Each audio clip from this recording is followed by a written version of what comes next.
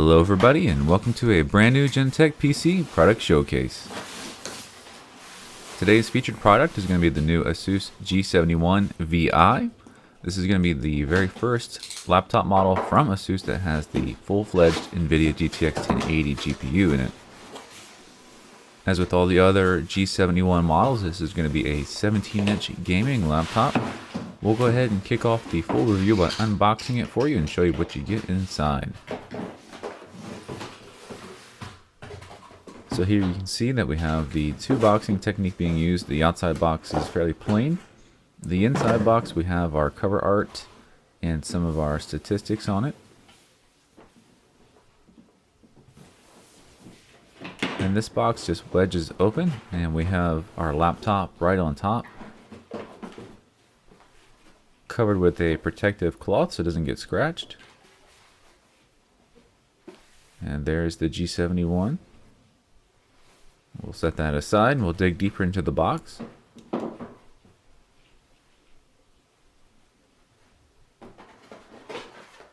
So our center area has the product manual, driver's disc, and all those miscellaneous documents.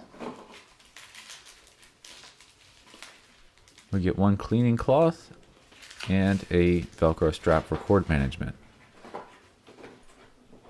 So right behind that in the center area, we have the power adapter. And as you can see, the connection for that is actually a little bit different than the standard. Instead of using the round power adapter, this one is horizontal. And here's a quick close-up of the power specs.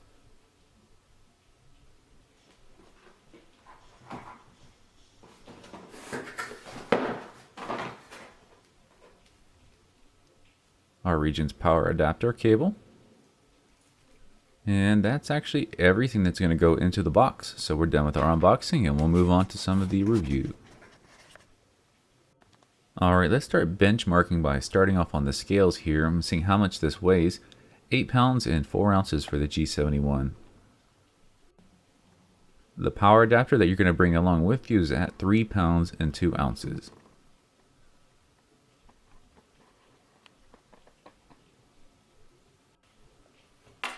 Now as far as sizing up the G71, here's some coins for scale, and of course the tape measure for the exact measurements. You can see on the highest it's about 1.5 inches on the rear side near the hinge. And on the front bezel it's about 1.25 inches.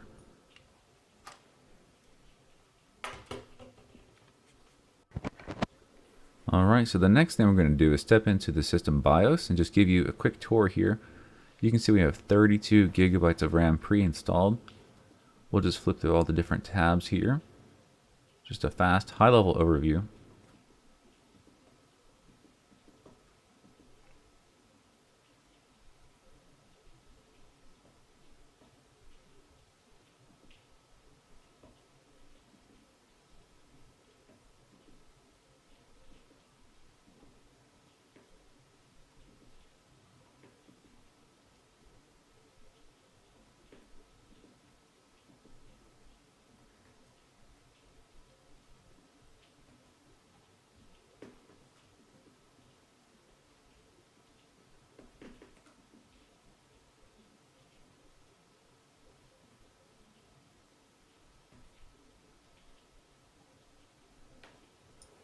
Alright, and that's going to be everything in our system BIOS.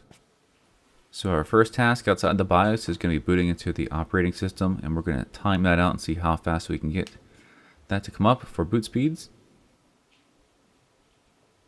In a cold boot environment, we're looking to get fully inside of Windows 10 in about 12 seconds.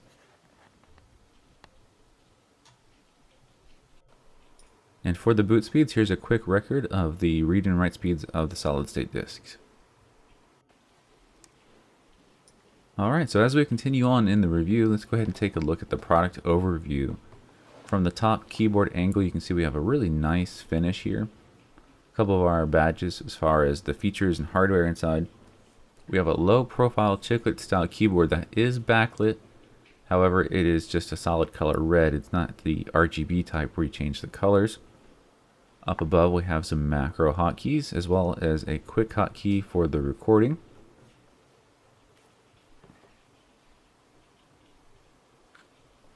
And here is the software that's responsible for setting all those macro keys. Now the screen here is only 1920 by 1080p, so it's not a super high definition screen, but it's a PLS panel, anti-glare, and it has 120 Hz. So it has the specs where it counts as far as the quality. Keyboard layout, we can see that we have our arrow pad separated from the keyboards, kind of broken out. Up above the screen we have that integrated HD webcam. Our touchpad is oversized with individual left and right click buttons, and so that comes together as a pretty nice user package as far as the interfaces on the front side. Now to the left we have two USB ports, our two 3.5mm audio connections, one for our headphones and one for our microphone, and a small SD card reader. And the very back is our Kingston lock port. Now sweeping around to the rear, you can see that gray aluminum finish and how it has the brush texture. We have our two exhaust vents on the far left and right side, and nothing but the power charging in the center as far as the connections in the rear. Now to the other side, this is our final connections. We have first up the RJ45 networking spot, two USB Type-C connectors, the mini display port, HDMI, and a USB 3.0 port.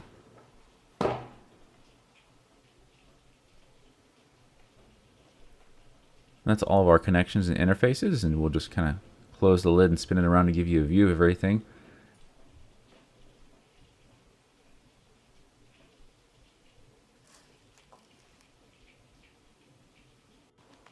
Alright, so with the overview out of the way, it's time to get into system specs. We're in the device manager. Here you can see we have the Intel i7-6820HK CPU. We do have the full-blown NVidia GTX1080 GPU. Our screen resolution at 1920 by 1080p at a 120 Hz refresh rate. For those who would like to look up the monitor panel, here is the panel ID.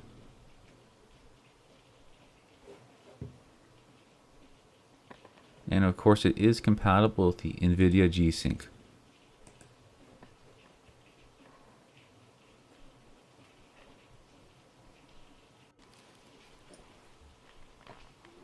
Alright, so moving into some more benchmarks. Right now we're running our sound test for the noise levels. We have the system at an idle state, and we're just going right next to the exhaust and see how loud the exhaust from the system is.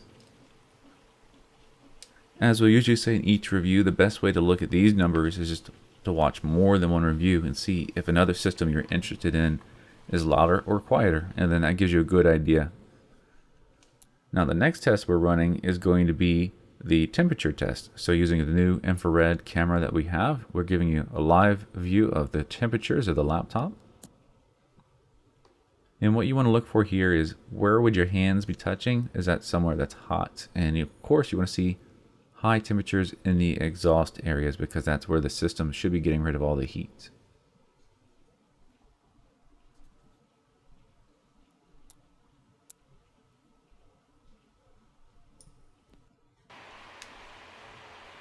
Now that we run those tests under idle, we're running our gaming benchmark so we can get those scores for you.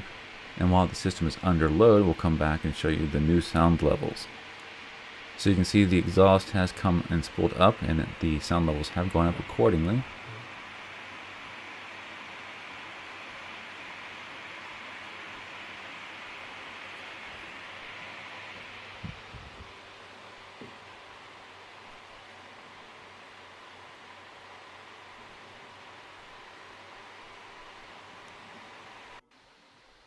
And of course, we're going to run the temperature test again. Everything that the hands would touch is incredibly cool. The keyboard might appear a little bit warmer, but it's not, since you're only just touching the keys temporarily, and the heat does get to come through there to help the system cool down a little bit.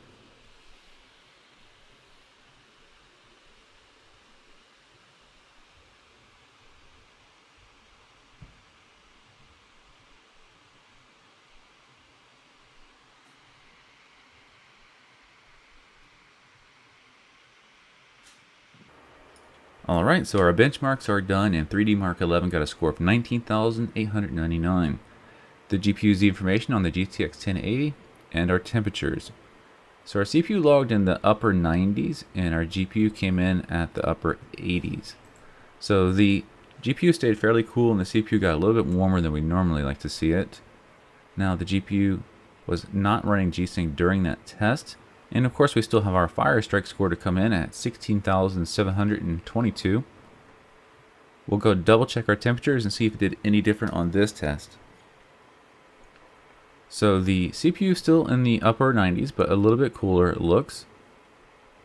And for our GPU, it actually did drop down quite a bit. It's now in the lower 80s.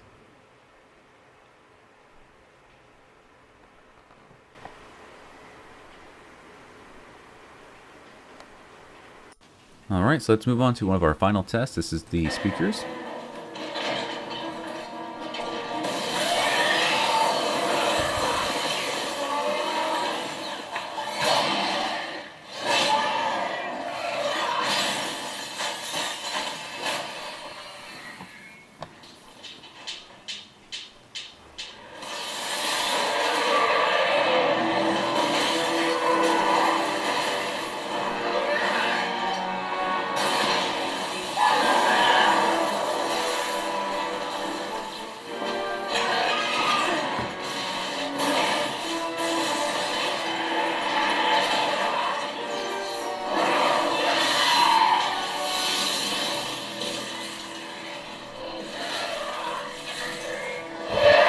Alright, so that was a quick test of our volume levels on the speaker system. And now we're moving into the final segment of our review, which is going to be the minor disassembly of our system. So we have the laptop flipped over to the back side, and we'll have to take out the screws here. As you can see, there were rubber feet and several screws to take out. Those screws of varying different sizes, so if you do take apart your laptop, be very careful to keep track of those. Now this is a good time to mention there are room for some upgrades on the G71. There's room to add an extra SSD, and of course the RAM, while configured at 32 GB, could be upgraded to 64 GB. But if you were to open up your machine to do these upgrades on your own, you would technically void the warranty, so you want to wait to do that. Or during the checkout process, you can upgrade the components with us and have it covered under warranty. So as far as a broad overview, here we have one of our wireless cards. You'll see the two empty system RAM slots in the center that we took the RAM out of. Over here is the slots for the M2 SATA SSDs that we have also removed out. The CMOS battery right above that. The large internal battery taking up the bottom portion. And of course the cooling system at the top. Now once we remove all of the screws that holds that heat pipe cooling system in place, we can now reveal the CPU and GPU.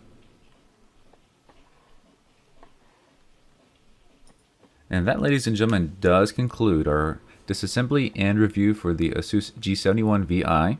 If you found that you're interested in this model, then feel free to go down to the description of the video and click on the product page link. There you can find the current pricing and availability as well as the full product specs. Now, if you had any questions that the video did not answer for you, then feel free to ask those questions down below in the comment section. For those of you who might have some one-on-one questions you need to ask us, then feel free to ask those by email or phone. We'll get back to you and get that one-on-one service you need. So we just want to remind everybody that once again, this was Gentech PC, and we'll see you next time.